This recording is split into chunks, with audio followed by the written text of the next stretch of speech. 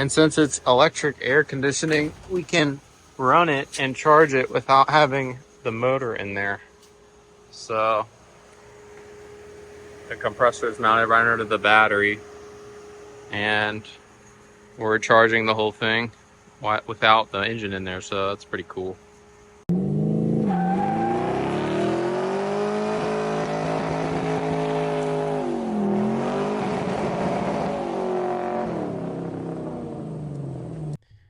What's up, guys? We are back on another episode of Rustomod, and we are trying to get our 1950 Willys Wagon done. So if you haven't been following the build series, we are essentially taking a 1950 Willys Wagon and chassis swapping it with a newer Jeep Wrangler chassis, a Jeep TJ chassis. We actually ended up having to cut the frame, lengthen it to fit our 1950 Willys body, and then we are taking a Volkswagen turbo diesel, sticking it in the Jeep Wrangler chassis, and then putting that entire thing underneath of the old Willys body, so that way it has a cool engine swap, runs like a new Jeep, and it looks like an old classic Willys. So this thing's going to be really awesome, but we're trying to take this thing on Hot Rod Power Tour this year, and that's coming up in a few weeks, so we are thrashing to get this thing done. So in the last episode, we started wiring the entire thing up, and we had a few questions on what we were going to do with air conditioning and what we're going to do with power steering, because with the TDI, I explained in a prior episode that it was hard to fit accessories on it because of our engine placement. Now the front axle ends up being really close to the accessories on the turbo diesel Volkswagen motor, and that really limited us with where we could put our air conditioning compressor and our power steering pump. So what we decided to do was research some things where other guys have had fitment issues in other cars and builds where we could try to do something similar. And what we had found was a lot of guys are running a electric air conditioning compressor and an electric power steering pump, and these would allow you not have to mount them directly to the motor, and you could mount them basically anywhere you'd want, and that way we could just run a heavy duty alternator or another battery and power it that way instead of running it off of the motor. So that's exactly what we did. We bought this Mini Cooper power steering pump off of eBay, and we figured that Taylor Ray, another YouTuber, is running this in his Corvette drift car. It would work for our application as well.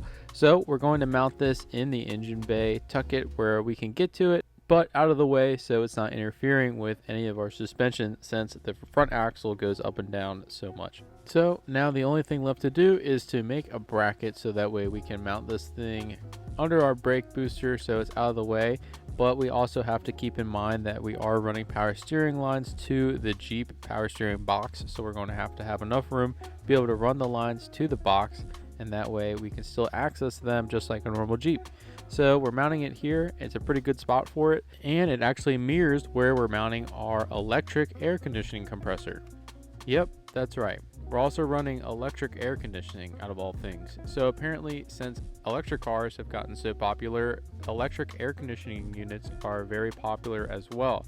We actually found this guy on eBay for very cheap, and I'll link it down in the description in case you guys want to check it out.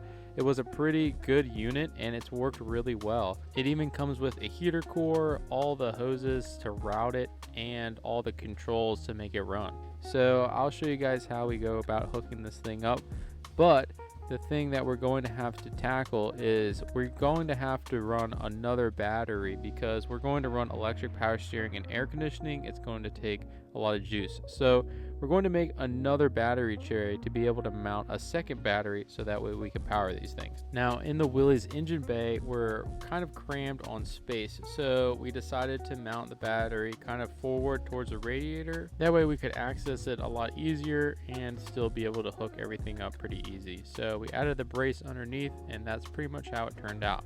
So now let's hook up our heat and our air conditioning unit so that way we can start to run this stuff. We got rid of the hose barb that was formed into the tube here so we could slide these shark bites over. Fortunately, the tube size was an American half-inch copper pipe size. So these fittings are designed to be used with metal as well as plastic tubing, PEX tubing, etc.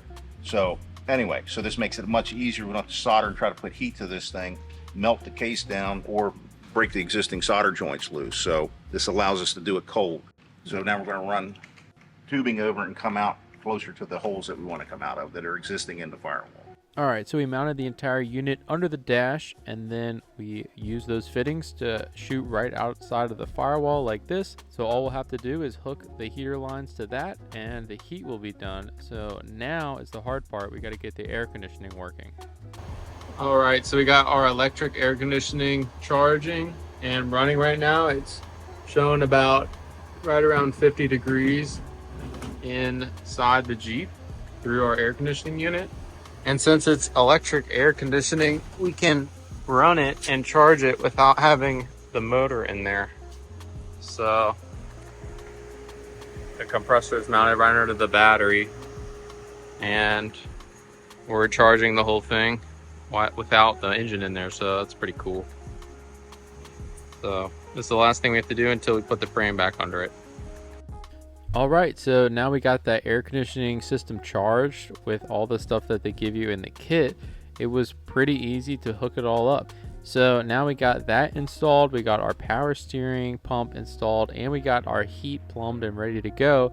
We have spent a ton of time off camera just wiring. We were trying to get everything under the hood done so that way we can get our frame ready to go and put it under the body for the final time. The frame is basically ready to go. We did the exhaust, the brake lines, the drive shafts, everything like that is pretty much ready to go. But we have one detail that we have left, and that is our transfer case shifter. Now, we didn't really know what we are going to do because they're running a 700 R4 Chevy Trans and a Chevy transfer case, and a great company, JB Custom Fabrication, reached out to us and sent us this awesome, really great quality kit. And I'll link them down in the description below so you can check them out. And any kind of custom thing you guys are doing, we'd love to work with these guys. But this kit is going to allow us to run a shifter anywhere we want within our swap. So it'll make life a lot easier. All right, guys, so we are putting on this JB Custom Fabrication shifter kit that we got for our Willys Jeep that we're doing. So we're actually going to install this on our frame before we put it onto the body. So we're going to get all this stuff installed, but big shout out to JB Custom Fabrication for sending us this kit. Really awesome that you support the channel like that. And definitely it's awesome to have some products that we can definitely use for our project here. So it came with all of this stuff you see here, the boot, the shifter, and then all the bracketry to make it work. So we're gonna throw this thing on and see how everything fits up. All right, so this is the stock shifter lever for the transfer case. And then in the kit, they send you this one, which replaces the stock one. So we just undo the bolt and then bolt that in.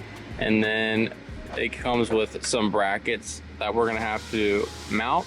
And then that cable from the shifter will go through here, and then you can select the transfer case. It's pretty cool because the cable allows you to put the transfer case selector wherever you want in the vehicle. So when we don't have a stock position like we have in our Willys, we can mount it wherever we want to. So pretty cool. We'll show you how it goes together. All right, so on this, you just take out the two bolts that are holding your transfer case on, and it mounts right to those bolts. And then you can have some adjustment on your bracket here where your cable will go through, and then that'll hit this transfer case selector right here. All right, so you can see we just set our adjustment here, and then we set the shifter here so that way we get it all lined up, and then it just goes right to the handle. All right, so we got that awesome kit installed, and you can see it functioning here where we shifted from 4 high, 2 high, neutral, and 4 low. Works great. So now we are ready to go to put the entire chassis underneath the Willys body for the last time. So we have the entire engine bay wired up, we have everything ready to go.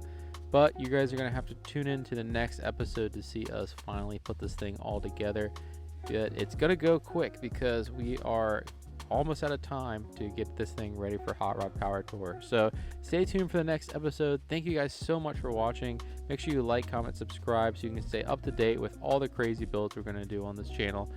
So thankful for you guys watching. We just hit 6,000 subscribers. We're growing real quick, so make sure you spread the word, tell your friends, and check out our patina party that we're having on August 13th at Maryland International Raceway. We want to check out all your guys' awesome Rustomod rides, so make sure you bring them down to MIR Maryland International Raceway on August 13th. But until then, we'll see you on the next episode.